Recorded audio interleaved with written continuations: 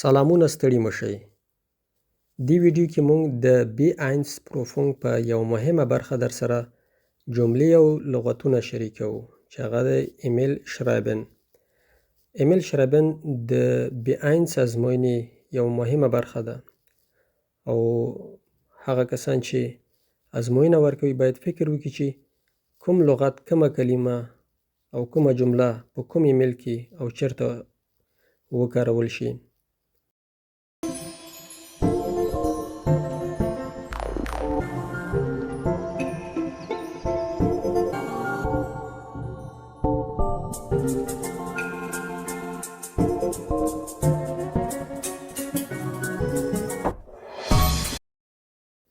نو په ټوله کې ایمیل په دوو شکلونو لیکل کیږي چې یو رسمي چوکاټ دی او بل چې دی غیر رسمي، یعنی فورمل او انفورمل، چې رسمي او غیر رسمي دی. غیر رسمي موږ کولی شو د ملګرو، دوستانو، خپلوانو ته یو ایمیل ولیکو، او رسمي چې دی کولی شو دفتر کارکوونکو یا حکومتي ادارو یا همدارنګه نورو هغو ادارو ته چې موږ ورسره رسمي روابط لرو هغې ته ایمیل ولیکو.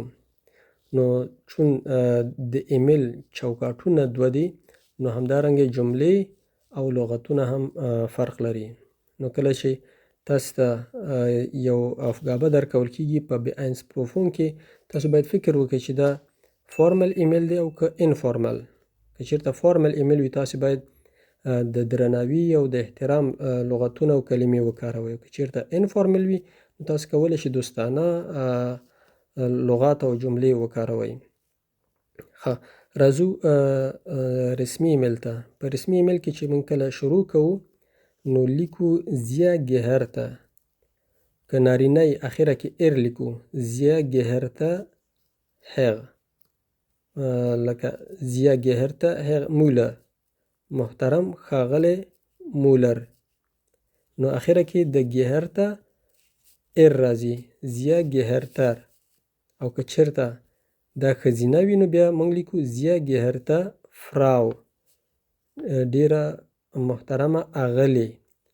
نو دلته د گهرته په پای کې ایر نشته دی نو ای راځي. او کله چې معلومه نه وي چې دا نارینه دی که ښځینه دی، یعنې ستاسو مخاطب معلوم نه وي، نو ته بیا هم ورته همدغسې لیکلی شي چې زیا گهرته دامن und هغن. نو کله چې د ایمیل په پای کې ته ایمیل بس کوي نو باید داسې ولیکي mit freundlichen Grüßen، mit freundlichen Grüßen، په مینه یا په درنښت سره. البته په مینه باید موږ په غیر رسمي ایمیل کې وکاروو، په درنښت سره. او په آخره کې بیا خپل نوم، مکمل نوم ولیکي، لکه mit freundlichen Grüßen پیټر باور، یعنی په ډیر درنښت او احترام سره، یعنی خپل نوم به ولیکي پیټر باو یا هر څه چې ستاسې نوم وي. ښه، نو د مننې لپاره موږ پکې لیکلی شو فیلن ډانک، یعنی ډیره مننه. همدارنګه دا جمله موږ هم پکې لیکلی شو که چا در سره مرسته کړي ته بیرته ځوابي ایمیل ورکړي نو لیکلی شي ورته فیلن ډانک فار ایغه هیلفه، فیلن ډانک فار ایغه هیلفه. ایغه دلته د زی فرم دی، یعنی د درناوي. نو چون ایمیل رسمي دی نو ورته لیکي چې ایغه هیلفه، فیلن ډانک فار ایغه هیلفه. که چیرته هغه لا جواب نه وي درکړی او ته یو وړاندیز کوي نو باید وړاندې له وړاندې ترې مننه وکړي په ایمیل کې. کله چې ایمیل پای ته ورسیږي نو داسې هم لیکلی شي چې danke im voraus für ihre Antwort، ډیره مننه له وړاندې ستا د ځواب څخه. یعنی موږ په پښتو کې هم دا وایو له وړاندې مو منندوی یو. نو دا جمله د هغې معادل ده، danke im voraus für ihre Antwort. نو ستاسې د جواب څخه له وړاندې منندوی یو. او د ایمیل په پایل کې کله چې ته ایمیل لیکي زیا گهرته نه لاندې ایمیل شروع کې هغه موضوع، نو د موضوع په سر کې باید داسې یو جمله ته ولیکي چې ich hoffe es geht ihnen gut، ich hoffe es geht ihnen gut، هیله لرم چې ته به روغ او جوړ یې. Ich hoffe یعنی زه تمه لرم یا هیله لرم es geht ihnen gut. ihnen دلته د زی فورم دی نو چون ایمیل رسمی دی نو دلته مونږ ځکه دیا نه دی لیکلی ihnen مونږ لیکلی دی. es geht ihnen gut. کله چې ته د یو کتاب یا د یو وړاندیز یو پیکج په اړه باندې یا د یو کورس د یو ساعت په اړه باندې خپل علاقه ښیې او هغې کې ثبت نام کې یا هغه اخلي نو هغه لپاره داسې جمله ته فرض که لیکلی شي چې ich interessiere mich for لکه د څه شي دپاره زه علاقه لرم د څه شي لپاره هغه شي نوم به بیا ولیکي که کورس که کتاب یا څه اخلي نو دا جمله پکې لیکلی شي ich interessiere mich زه علاقه لرم چې همدارنګه ich würde gerne wissen زه غواړم چې پوه شم دا indirect frage دی یعنی زه غواړم چې پوه شم په څه شي د هغې نه به وروسته هغه موضوع ولیکي هغه شی به بیا مشخص کړي چې په څه شي غواړي پوه شي لکه د مثال په ډول ich würde gerne wissen wann der Kurs beginnt چې کله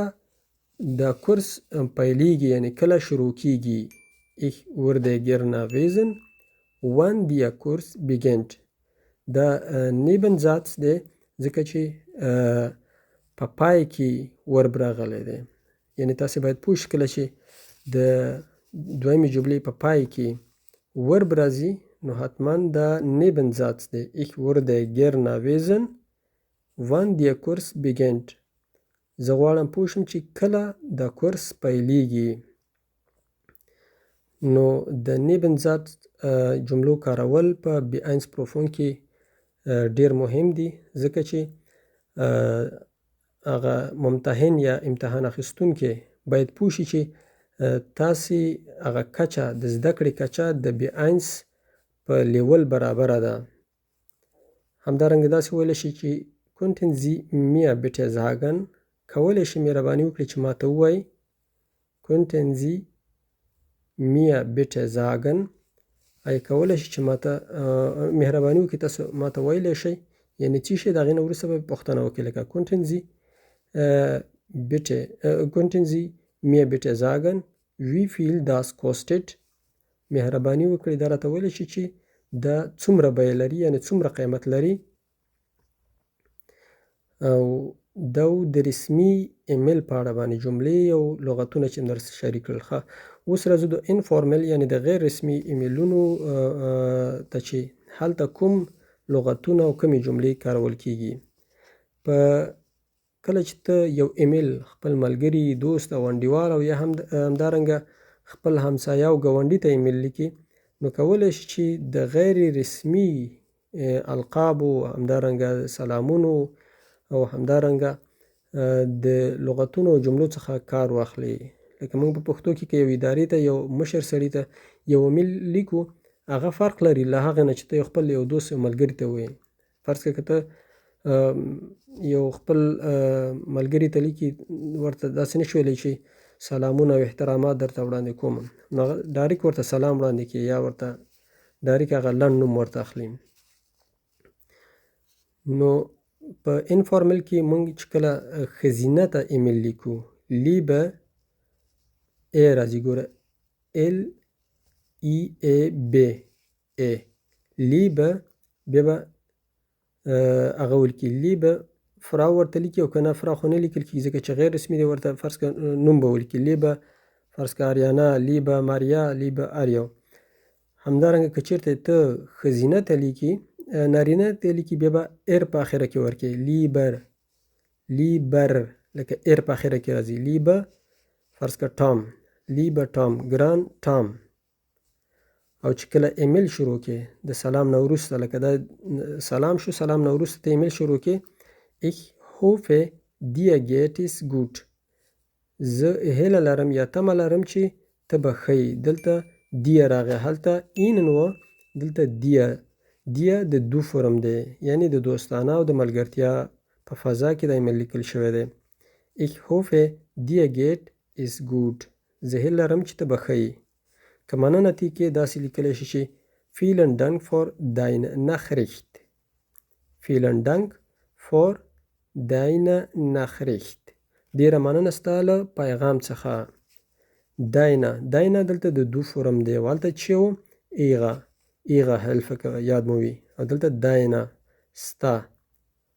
ښه چې کله ایمیل پای ته رسوئ نو لیکلی شي bis bald یعنی ژر به سره وګورو یا liebe Grüße په مینه سلامونه داسې یو معنا ورکوي.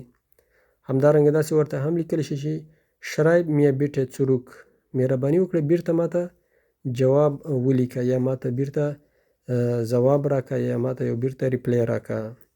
نو دا د B1 د ایمیل شرایبن برخه چې در سره مو شریکه کړه.